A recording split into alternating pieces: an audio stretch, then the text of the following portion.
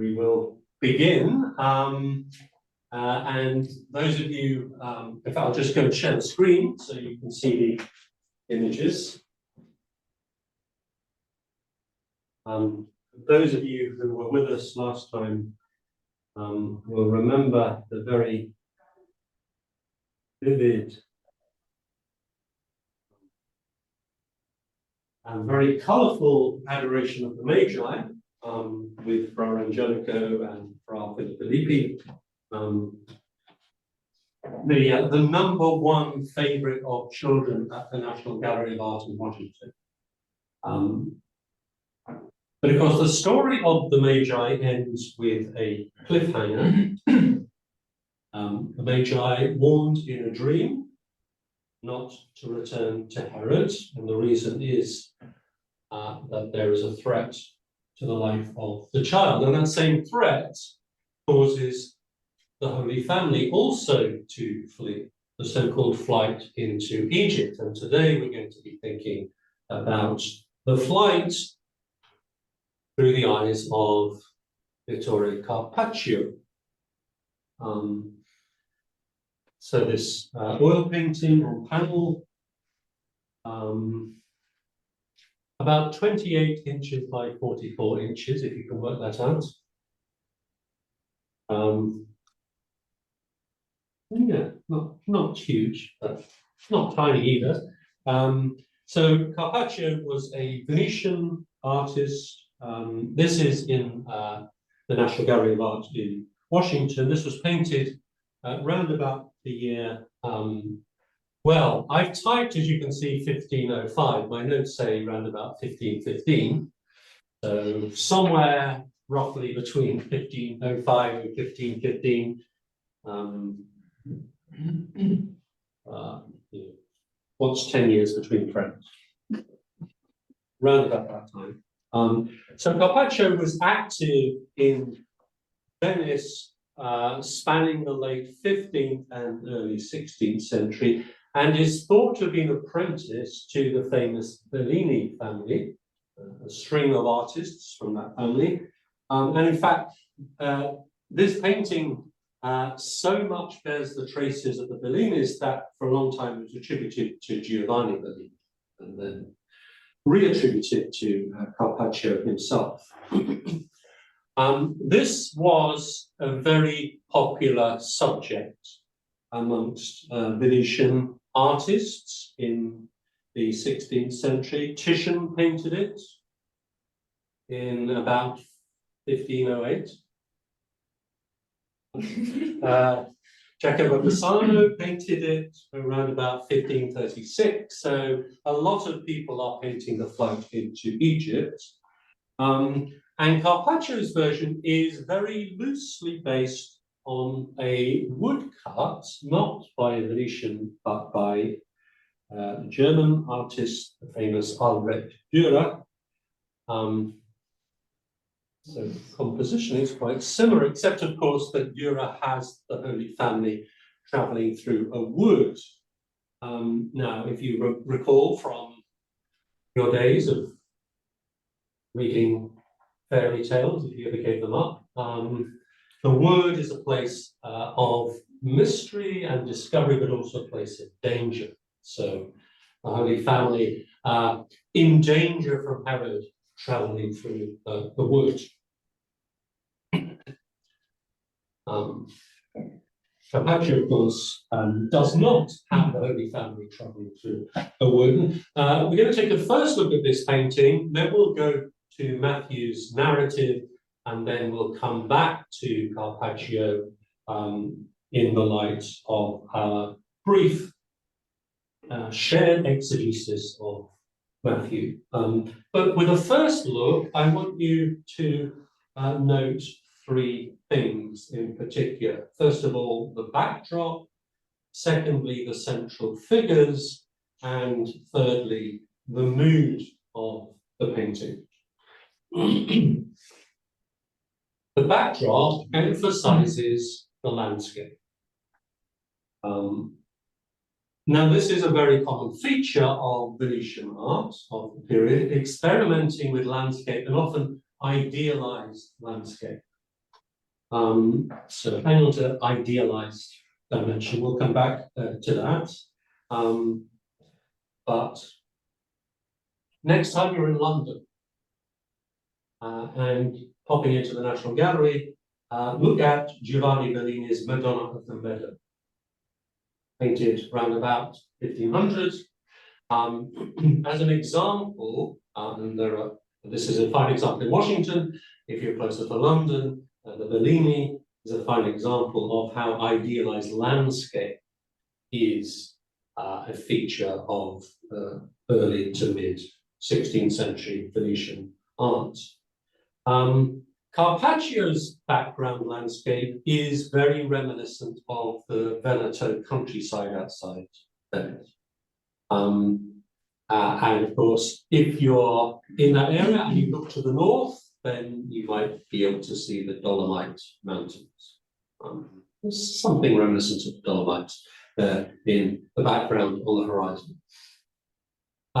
The central figures, the focus is on three figures: Mary, the infant Christ, and Joseph. Now, of course, you'll be thinking, well, that's obvious, because these three characters are the only characters that Matthew mentions in his story of the flight. But actually, many of Carpaccio's predecessors painted additional characters in the scene. So here's Giotto. This Scribani Chapel frescoes in Padua. So these are a series of scenes from the life of Christ, which function as a kind of cycle of moving pictures. And you'll see that there are at least four other characters apart from the angel in the story, and they're probably servants.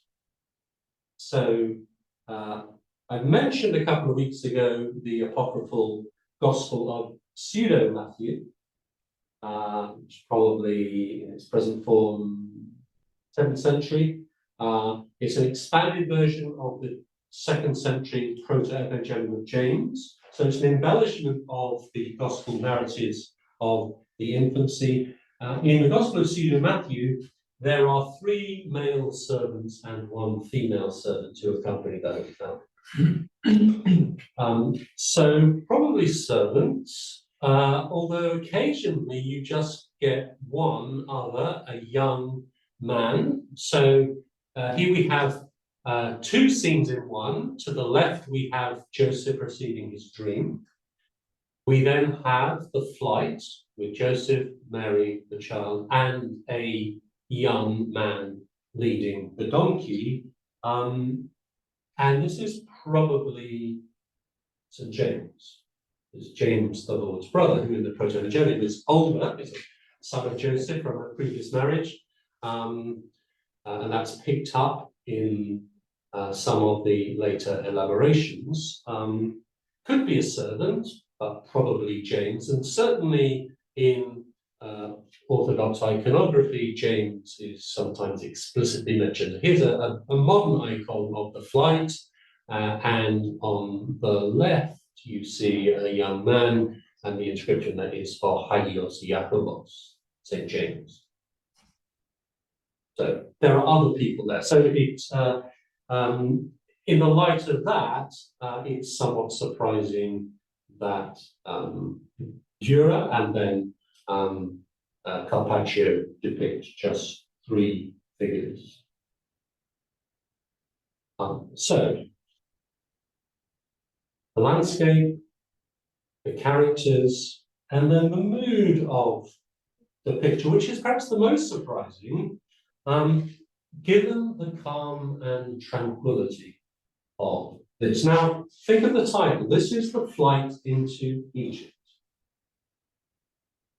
I don't know about you, but for me, this is less the flight into Egypt and more the gentle trot into Egypt. Well, we'll come back to why it's the gentle trot rather than the flight. Don't look as if they're fugitives escaping from a tyrannical king. We'll come back to that question later in the lecture, but for now, let's look at Carpaccio's main source, which is Matthew's infancy narrative. The second part of chapter 2, so the first part is the story of Herod and the Magi. And Matthew's narrative is a sandwich.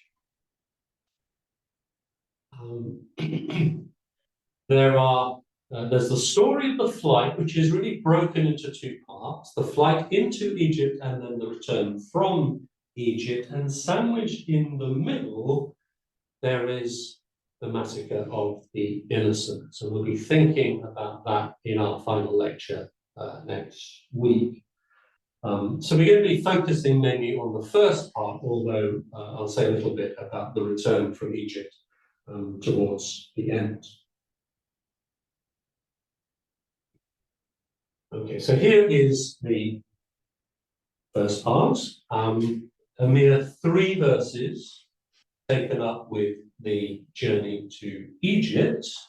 We want to be pedantic, 78 Greek words, which leaves plenty for the imagination of the reader of Matthew, and therefore leaves plenty for the imagination of artists, even allowing for their artistic predecessors. There's a lot that Matthew does not tell us. There are a lot of gaps within the narrative.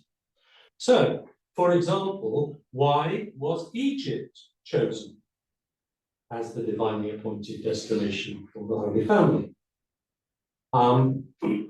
Given that there are multiple ways in which one can get from Bethlehem to Egypt, which route did the Holy Family take? What was the mode of transport?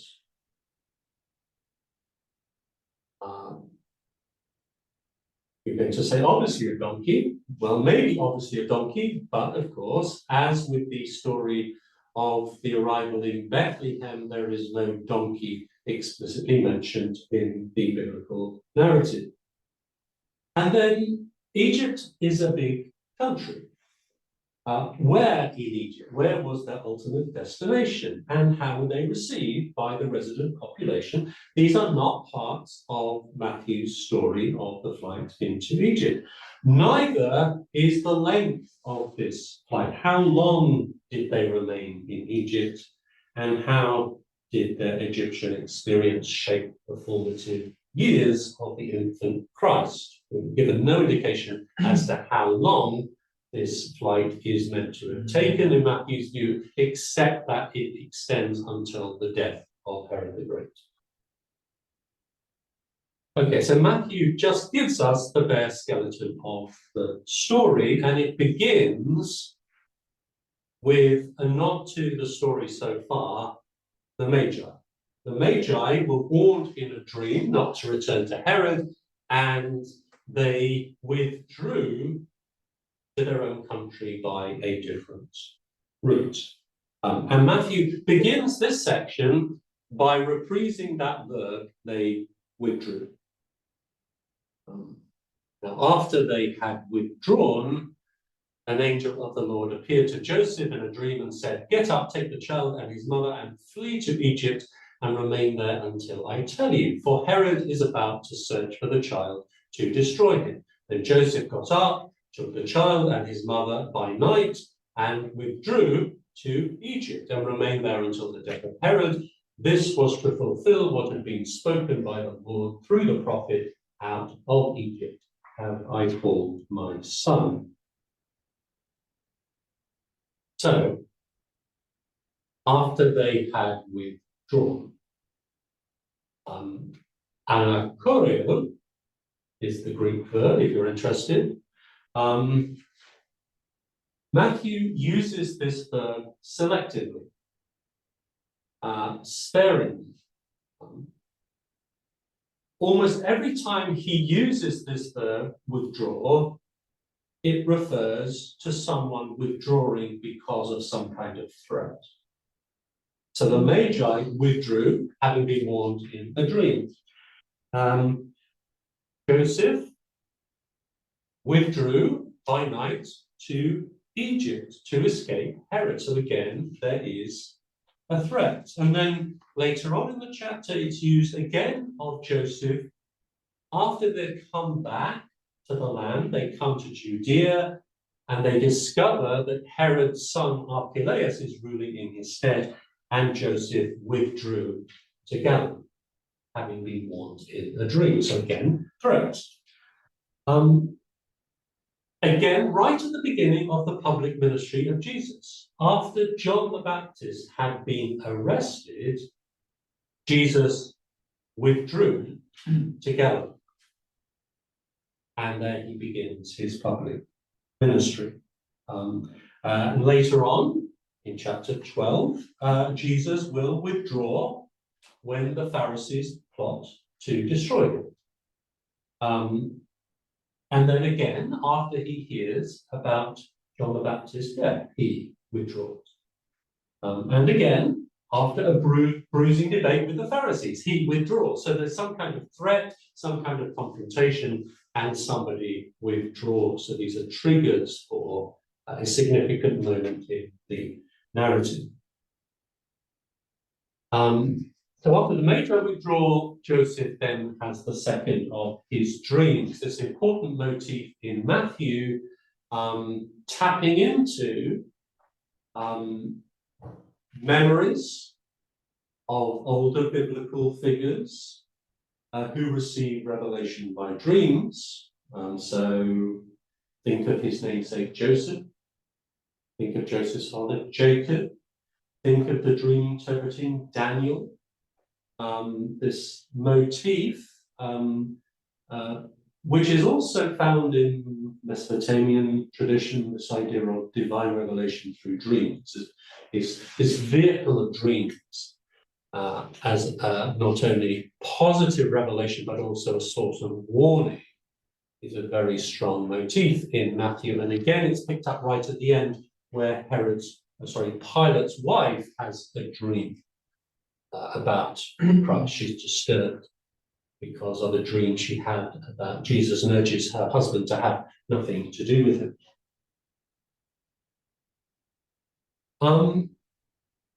And then, as we saw in our first lecture, Matthew emphasizes Joseph as a character, as the model of devout obedience. He does exactly what he's told. So he's told, get up, take the child and his mother and flee to Egypt and remain there until I tell you. So what does he do? He gets up.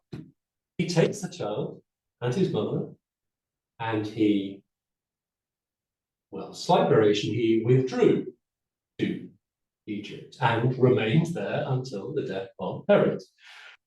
So he doesn't say anything, but everything he does is an exact imitation of what he is told to do. So this model of obedience, Joseph, the righteous one, who ensures the protection of the child. And this includes fleeing south to Egypt. Now, why Egypt?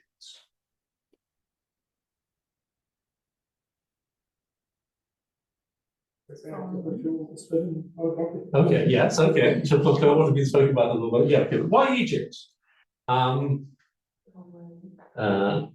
not Babylon? Why not Damascus? Why not Ancyra? Why not Corinth? Why not Rome? Why not Malta? Why Egypt? Well, obvious reason. Egypt was a traditional place of refuge. Across the centuries, it welcomed Abraham and Sarah. It welcomed Jacob and his family. It welcomed King Jeroboam. It welcomed the prophet Jeremiah. It even welcomed Herod at one point. So the memory of Egypt as a place of refuge makes it an appropriate place of refuge for the Holy Family. But I hear you saying that's not all, surely. because Joseph is also playing to a much older script. As well as being a place of refuge, Egypt is the house of bondage. Egypt is the place from which the Israelites, led by Moses, were liberated.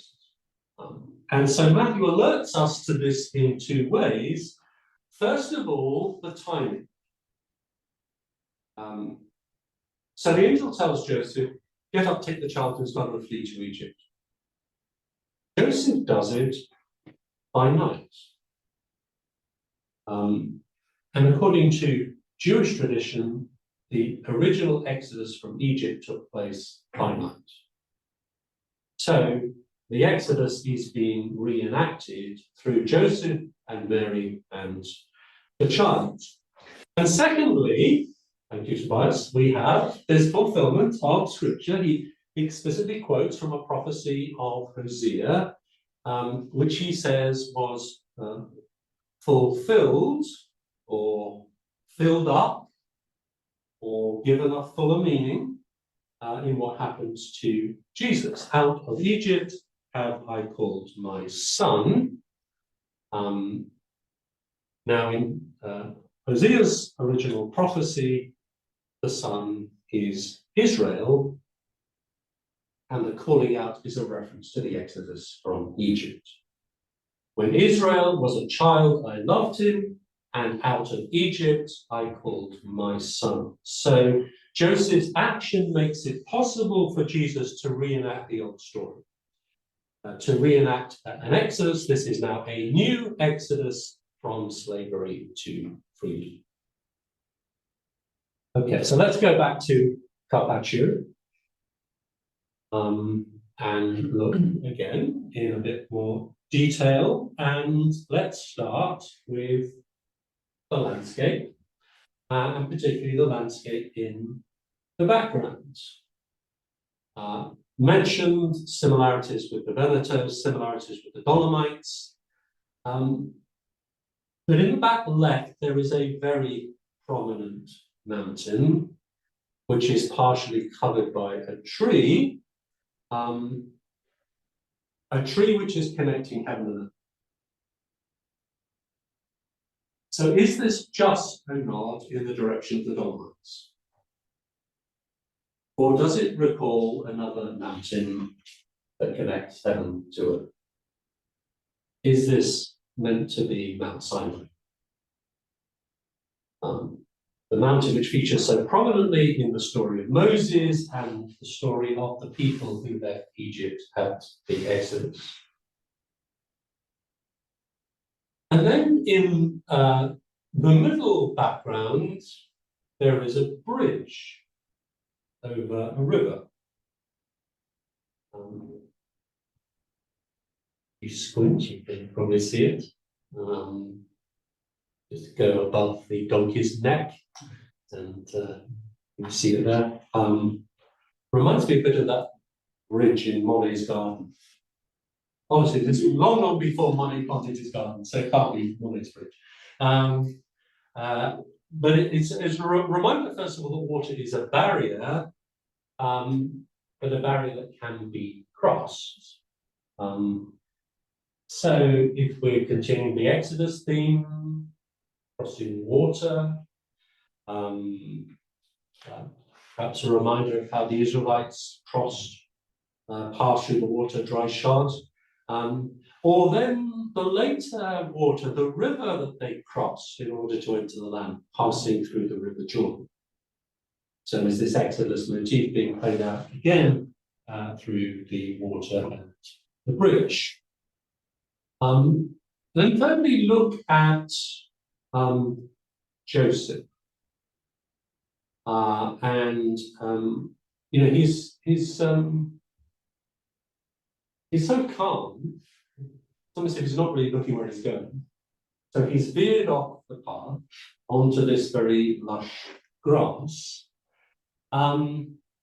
which in other contemporary paintings is how the Garden of Eden is often depicted. it raises the question, for Carpaccio, where might this journey be leading?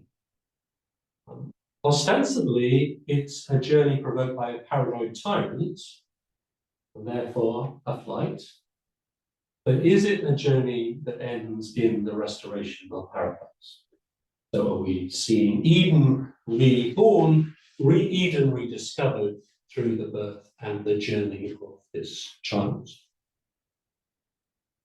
Which brings us back to the unexpected mood, the lack of urgency and danger. Carpaccio here seems to be driven by an overwhelming sense of divine providence. God protecting his son and ensuring a safe passage to Egypt. And lots of other scenes which are not so much the flight, but the rest of the flight into Egypt. Very, very popular. It starts in the Netherlands, and it finally finds its way down to Italy. I was going to show you a couple of images, but I decided not to. But it's entirely non-biblical. It's based on a passage in the Gospel of pseudo Matthew, where the Holy Family, they're kind of so laid back that they stop at various places along the way. And they stop under this palm tree. They're out of water. They've got no food. And Mary is hungry. And the infant child, who's very observant, commands the palm tree to bow down. And the palm tree obliges and bows down so that Joseph can pick some of the dates and feed them to Mary. And then at the source of the palm tree, a spring of water springs up so that they're able to fill their water canteens. This idea of the miraculous child, the Lord of creation, commanding creation to act in response in order to ensure that Joseph can fulfill his role as protector of the Holy Family by giving them food and drink. This becomes very popular, but it's another example of how the urgency of the flight fades into the background in these apocryphal embellishments of the story. Okay, so not really a flight into Egypt. And by way of contrast, this is obviously much, much later, but here is a painting by Henry of Sawatana, if you come across his work at all. He was an African-American artist who was fascinated by the flight into Egypt. So fascinated that he painted this no less than 15 times. Various explanations as to why he was so fascinated or perturbed by this scene. Some art historians think there's a family explanation. So on the one hand, his father's side, his father was a theologian and a bishop in the African Methodist Episcopal Church.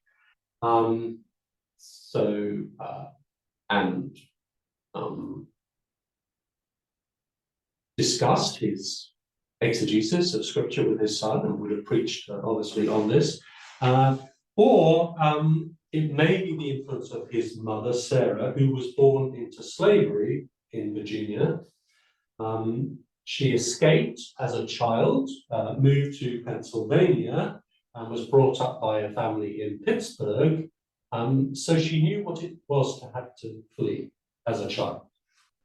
So it could be something in the family background that has attracted him, or others see it a more kind of general concern and recognition of the Holy Family as kind of archetype of all who are forced to flee. Anyway, for whatever reason, he was fascinated by this and produced multiple versions of the flight into Egypt. And he gives us some indication of what his models were. when he was reminiscing about a visit to the Holy Land. He visited the Holy Land in the winter, or well, really autumn through to the winter, so 1898 into 1899.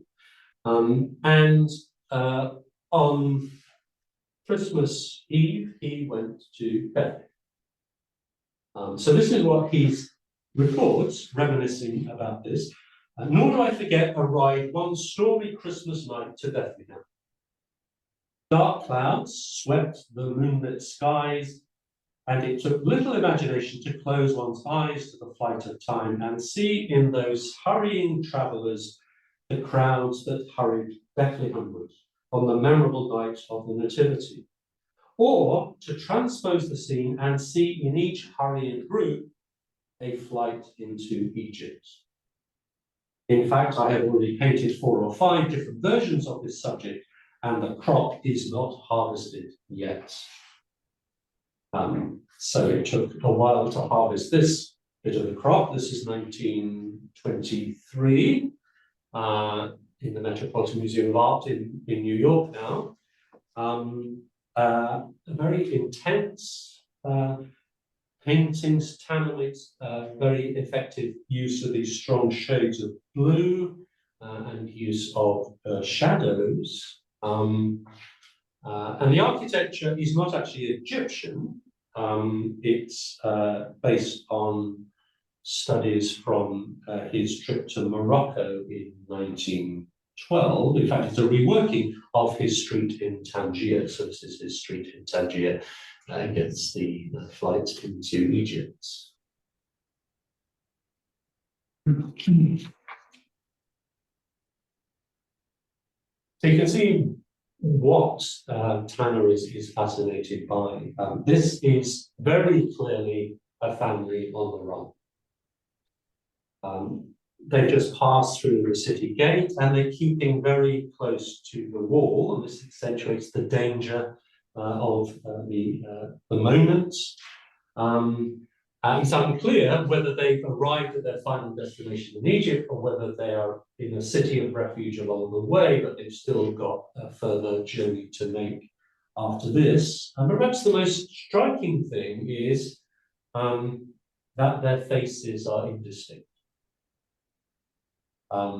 They're faceless migrants, nameless. And they're reliant on the kindness of an anonymous local who's also faceless, led by the intense light coming from his lamp. A very potent image of the flight, and very, very different from the calm, tranquil, gentle trot of Carpaccio.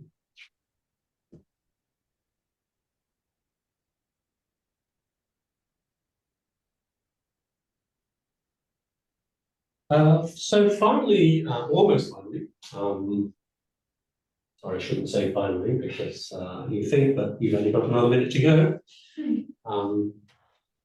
But almost finally, a few words about the third part of Matthew's sandwich, and we'll come back to the central section, the massacre of the innocents, next time. So the third part is the return from Egypt. When Herod died, an angel of the Lord suddenly appeared in a dream to Joseph in Egypt and said, "Get up, take the child and his mother and go to the land of Israel, for those who were seeking the child's life are dead." Then Joseph got up, took the child and his mother and went to the land of Israel. But when he heard that Archelaus was ruling over Judea in place of his father Herod, he was afraid to go there. And after being warned in a dream, he went away to the district of Galilee. There he made his home in a town called Nazareth, so that what had been spoken through the prophets might be fulfilled. He will be called Nazarene. So we have a combination of angelic announcements, warning dreams, leading to a meandering journey. Christ travels out of Egypt, into Judea, and then eventually to the obscure village of Nazareth in the Galilee. Some oddities here. First of all, the reason why he left Judea is because Archelaus was ruling in place of his father Herod. So Herod the Great was given the title King of the Jews by the Romans. He then had to make it his own. When he died, the Romans didn't trust any of his sons. The territory was divided into 4, and each son plus another was given a quarter, hence their title Tetrarch, ruler of a 4th, but they weren't actually kings. And Archelaus was given Judea and Samaria. He upset the Jews and the Samaritans so much that they appealed to Rome. He was exiled after 10 years, and Judea and Samaria came directly under Roman control, which is why when Jesus was arrested in Jerusalem, he appeared before Pontius Pilate, because Rome was directly governing Judea and Samaria under a Roman prefect. But at this time, Archelaus is still ruling. What Matthew doesn't tell us is that another son of Herod, Herod Antipas, was ruling in Galilee. So they escape Archelaus to go to Galilee, only to find another son of Herod who was ruling there. And that Herod, of course, is the one who has John the Baptist beheaded. Like father, like son, this motif of the Herodians being played out throughout Matthew's Gospel. So that's one oddity. Another oddity is the formula quotation right at the end. Now, Matthew likes these formula quotations. This happened in order that what was spoken by the Lord through the prophet might be fulfilled. Often novel readings of the prophetic text, connecting them to the emerging events in the life of Jesus, seeing them as finding new significance in the light of Christ. But when it gets to this one, you'll notice he doesn't say through the prophet, but through the prophets. And the simple reason for that is nobody has been able to find in any particular prophet he will be called the Nazareth. So it's as if Matthew is hedging his bets through the prophets, plural. There are a couple of suggestions, plausible suggestions, which were known at least as early as Jerome, both of which are plays on Hebrew words. One is that he's referring to a prophecy about a son of David in Isaiah 11, who come from the stump of the stock of Jesse. A branch will grow from its shoots, and the Hebrew word for branch is Netzer, Nazareth. So Nazareth is the town of the branch. Another is it's playing with the word Nazir, consecrated one, and is referring to the birth of Samson, who was to be a Nazir, one consecrated to God from his mother's womb. Neither of them fit perfectly, but Matthew clearly believes there must be some significance in why Jesus came from such an obscure place as Nazareth, which is not mentioned a single time in the Old Testament.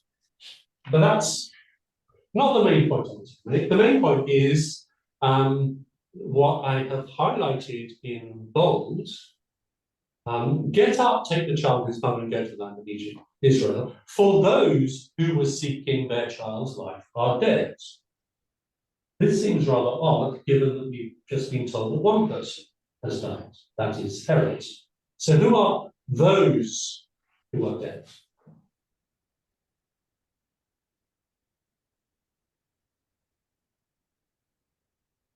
Which you want me to answer them? Okay. Matthew is almost directly quoting from the book of Exodus, when Moses, who has escaped from Egypt to Midian, is told to return to the land of Egypt in order that he can then go on to lead the people out in the Exodus. So this is the inauguration of the Exodus. The Lord said to Moses in Midian, go back to Egypt, for all those who were seeking your life are dead. Matthew almost exactly quotes from that in the word that he said to Joseph in the dream. Those who are seeking the child's life are dead, as if he's wanting, if you haven't grasped the point so far, wanting to reiterate to us that Jesus is now taking the role of Moses, and he is leading his people out on a new Exodus. Again, Matthew is playing to the old script. The biblical script is writing the story.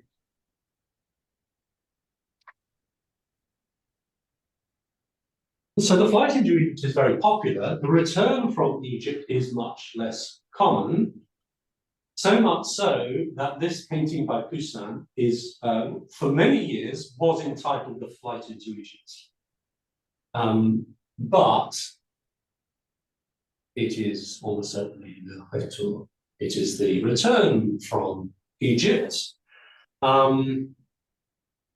So it's a rare example. It's much later than Carpaccio, but I think it's worth a look. It's now in London, the Dulwich Picture Gallery. I haven't actually seen it, but my nephew lives in Dulwich now, so I have to go and see it. Now I've been reminded of it. But this is a really interesting example because it seems to be weaving the biblical story with pagan mythology. There is a ferryman. The Holy Family is being ferried across a river, as if this is a kind of first century version of Charon ferrying the Holy Family across the Styx. This passing from life to death in order to pass from death to life, which is the bigger picture of the gospel narrative. And you could see it, albeit it's playing with pagan mythology, and also remember that Poussin is painting in Rome, where the ruins of Imperial Rome are there to be seen, and the pyramid in the background is thought to be based on the pyramid of Cestius, which is a tomb in Rome. If you get off the metro stop at Pyramid, you come to the right place. It's right by the British Protestant cemetery in Rome, where Keats is buried. But anyway, so but it's a tomb as well as a pyramid. So motifs of death are very much here, and of course Matthew has, in a number of places in his infancy narrative, prefigured the Passion. So think of the myrrh that the Magi bring, for example. Just as Luke prefigured the Passion, Mary wrapping the child in swaddling clothes and laying him in a manger, which anticipates him being wrapped in a burial cloth and laid in the tomb towards the end of the Gospel. And of course, Herod seeking to kill the child, accompanied by the chief priests and the scribes. And then later on, the chief priests and the scribes are gathered when Jesus is arrested. So a couple of other examples of this prefiguring of the Passion that Poussin is picking up. First of all, the vision that Christ is having. So he's looking up and he's seeing a vision of the cross.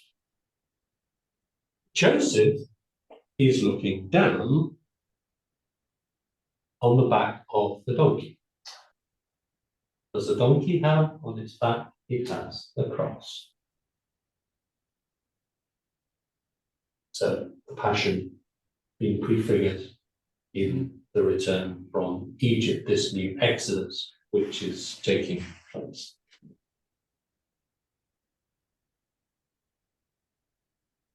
Back to Carpaccio, this calm flight, emphasizing trust in God in an otherwise perilous journey.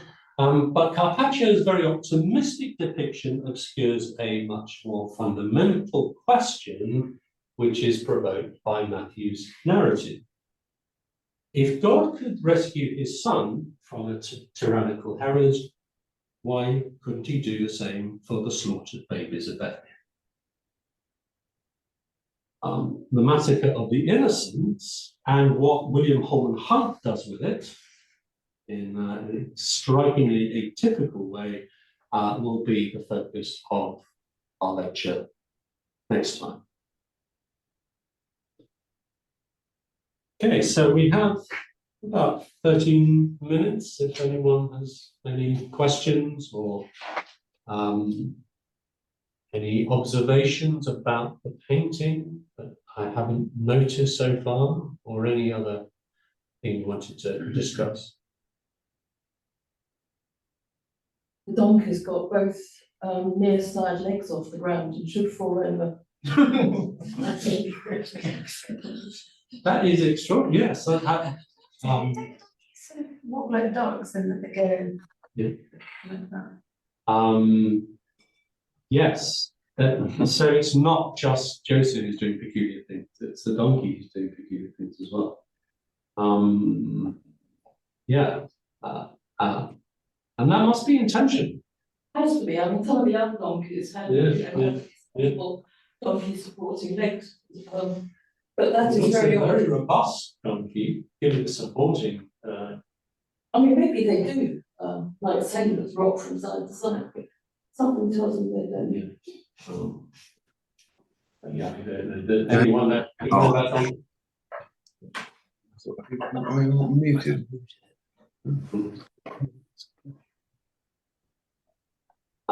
But yes, that donkey should be falling over.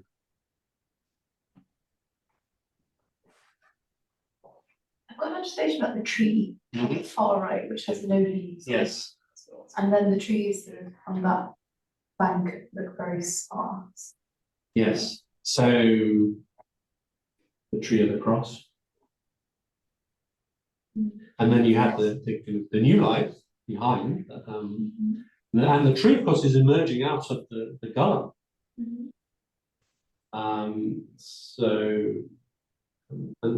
This is quite a common feature. Now, is there a city behind it? On the right. A bit on the hill. Yes. So that could then be Jerusalem. And so then across outside the city, or it could be just the theme of foreboding that the journey is going to take Christ first to the cross, to the Passion. But then we have in the kind of new Exodus idea, we've had Mount Sinai, and then the tree that's blooming, the tree that's flourishing, is the one which connects heaven and earth, so it reaches beyond the campus.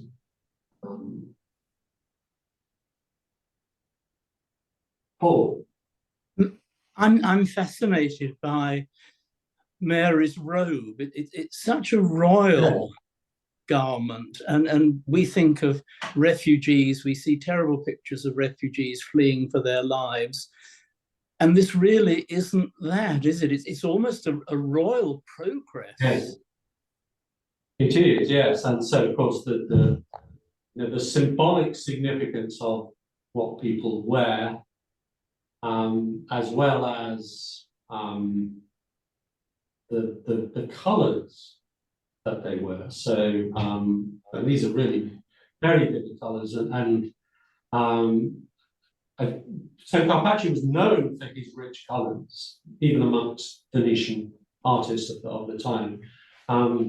But Mary is so often, from very early, depicted in almost imperial dress. So those Byzantine mosaics. She's modeled on the Empress, just as Christ is modeled on the Emperor. And so, this continues. So as there's the Queen of Heaven, she is often dressed in royal robes, and the most vivid colours, the most expensive colours we get are focused on Christ and Mary. Joseph doesn't do too badly here, but nothing compared with as you said, the kind of regal character of her robes. And I think that's part of the symbolism. It's trying to encapsulate who she is, what she signifies. And then Christ is, by contrast, very kind of plain. But is this again another anticipation of the Passion? Is this the seamless robe of Christ? So he's already wearing it. Yeah. And a later tradition, the seamless robe mentioned in John, then it becomes in tradition the robe that Mary wove or spun for Jesus. And so he's already got it. I mean, he's going to grow up a bit more, so it might need to expand. But I just wonder whether there's that is already being anticipated here as well. So the significance of what people wear, symbolic significance is really important. Thank you. That icon you had with the brother. I was a bit confused as to how Jesus himself was being shown in that. Because Mary doesn't seem. Is Jesus on top of Joseph's Yes. shoulders? Yeah. So he's getting the piggyback. He looks quite so, so much. Giving Mary a bit of a rest. Yes. Yeah. And then, of course, the evangelists don't really give us much to go on in terms of timescale. And particularly when people try to harmonize Matthew and Luke's infancy narratives, you then get these expanded periods.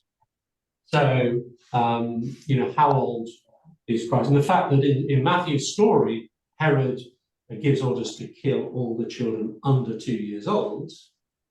Why did he do this? If this is a newborn, leads some to see Christ as a toddler even before they leave from Egypt. And so, but then of course, it's not just very similar to people presenting a toddler, but the idea that Christ knows who he is almost from the cradle. As Christology kind of develops, then you often have a very adult-looking Christ. Even the baby in the manger often looks like a little man. This is, as you can see, it's a modern icon, and I don't know how early. Certainly, you do get a young man accompanying the Holy Family in a lot of icons for centuries, but they don't always name. So I don't know how early this naming of this young man as James is found.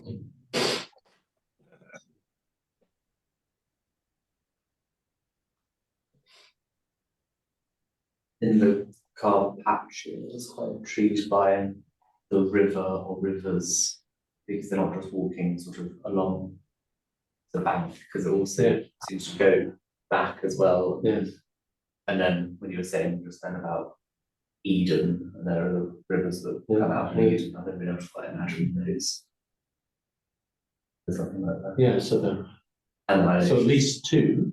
And there's the little, next to the tree on the left, on that river bank, there's a little boat thing, Yes. that reminded me Yeah. of Moses. And the boat is actually on the river. Yeah. Yeah. And then, she hadn't noticed, so behind the tree looks like some kind of building. Mm. See what it is.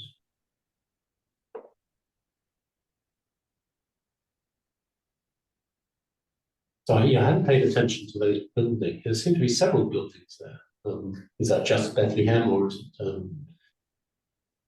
there a greater significance there?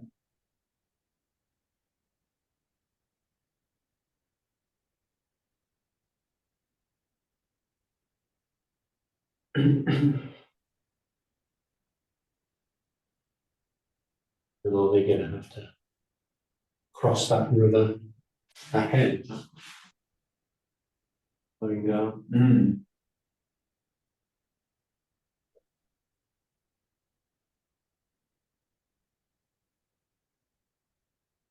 These are more than Venetian canals, although they may be that as well.